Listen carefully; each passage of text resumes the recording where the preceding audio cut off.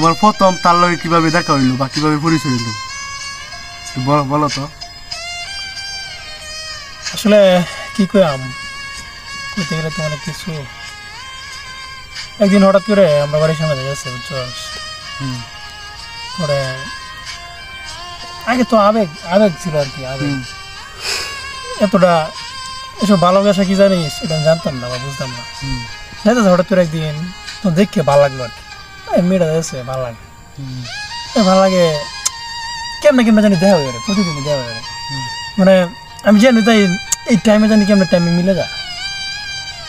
পরে আস্তে আস্তে ভিতরে যেমন কোনো কিছু নাই, শূন্যতা অনুভব করি যে আরে আজকে মেয়েটা আইসে না।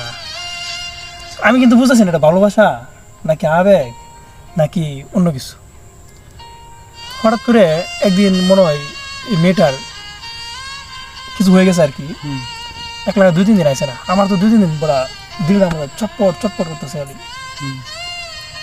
আসলে আমি কেউ কইতেও পারি না। আবার বন্ধু বান্ধবের সাথে কইলে তো আর মজা লাগবো, বন্ধু তুই প্রেমে বসো, বন্ধু তুই প্রেমে বসছিস। কিন্তু আসলে আমি প্রেম না কি আমি এটা বুঝি না।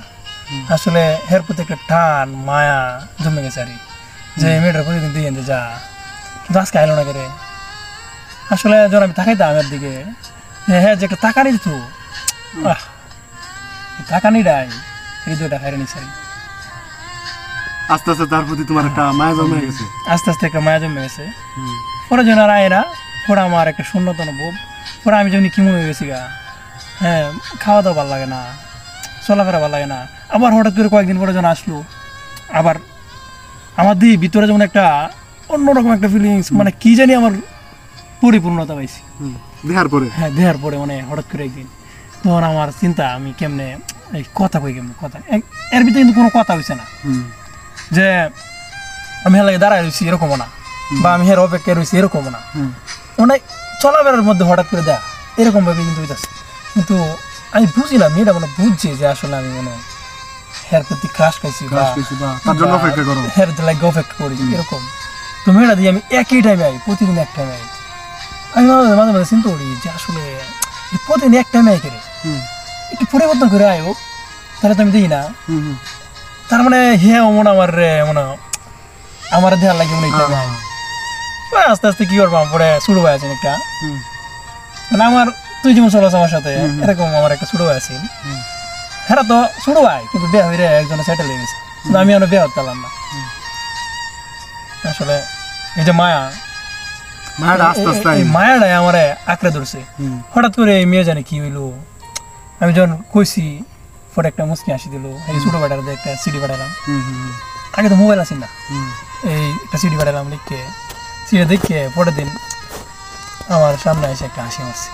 আমি বুঝলাম যে আসলেই কিন্তু আমার একটা অন্যরা যেরকম ভাবে প্রেম মরে, যে কাছে দেখে গাছে বসে গিয়ে ফুচকা খা এবার ঘুরে লইয়া এরকম কিন্তু না। আমরা জাস্ট শুধু দেখতাম আর একটা হাসি তো এটাই ভালো লাগতো। তোমাদের ভালোবাসাটা হইছে দূর থেকে, দূর থেকে।